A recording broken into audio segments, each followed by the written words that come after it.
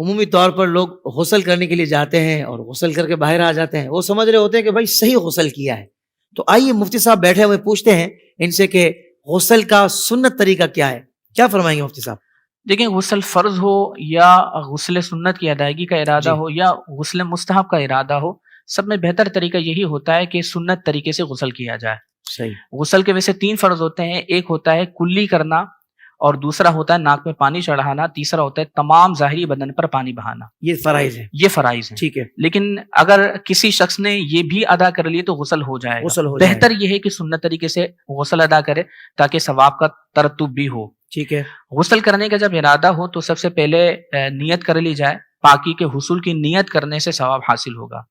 پھر قبلے کی تعین کر لی جائے کہ قبلہ کس جانب ہے، اس لیے کہ اگر ستر کھلا ہوا ہو تو قبلے کی پیٹھ کرنا اور قبلے کو استقبال کرنا یعنی قبلے کا رخ کرنا، یہ دونوں صورتیں مکروہ تحریمی ہوتی ہیں. صحیح.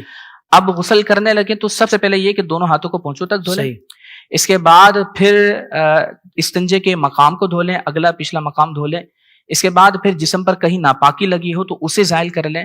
اس کے بعد پھر جس طریقے سے نماز میں ہم وضو کرتے ہیں بالکل وہی طریقہ اس میں غسل کے اندر بھی ہوتا ہے. جو نماز والا وضو ہے وہی وضو غسل میں سنت ہوتا ہے. صحیح. تو جو نماز والا وضو ہے اسی طریقے سے وضو کر لیں.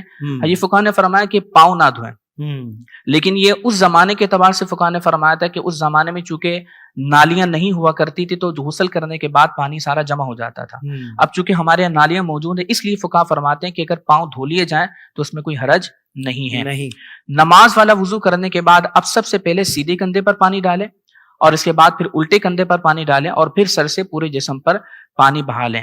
اس میں یہ خیال کرنا چاہیے کہ بعض مقامات ایسے ہوتے ہیں کہ جہاں پر پانی نہیں پہنچتا تو ان مقامات پر تکلف کر کے پانی پہنچانا ہوگا. اس لیے کہ اگر جسم میں بال برابر جگہ بھی کوئی دھلنے سے رہ گئی تو یہ غسل نہیں ہوگا. اچھا. اور غسل نہیں ہوگا تو اس صورت میں نماز ادا نہیں ہوگی. ظاہر ہے کہ جب پاکی حاصل نہیں ہوگی تو نماز نہیں ہوگی. نماز کے لیے طہارت فرض ہے، لہذا غسل کے لیے، خاص غسل فرض کے لیے ان تمام چیزوں کا خیال رکھنا پڑے گا کہ جسم کے ہر حصے پر پانی پہنچ جائے.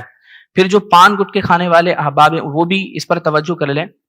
بسا اوقات یہ ہوتا ہے کہ وہ پان کے ریزے یا چھالیاں وغیرہ کے ریزے اندر رہ جاتے ہیں تو اس میں فقہاء فرماتے ہیں کہ بہت اچھے طریقے سے کلیاں کرے تاکہ وہ تمام جمے ہوئے یا جو اٹکے ہوئے ریزے ہوتے ہیں وہ اچھی طریقے سے نکل جائیں. اس لیے کہ غسل فرض میں کلی اس طرح ضروری ہے کہ پانی ہر پرزے پر پہنچ جائے. اسی طریقے سے جسم پر پانی بہانے میں خیال کرنا چاہیے کہ جہاں پانی نہیں پہنچتا وہاں خیال کر کے پانی پہنچایا جائے.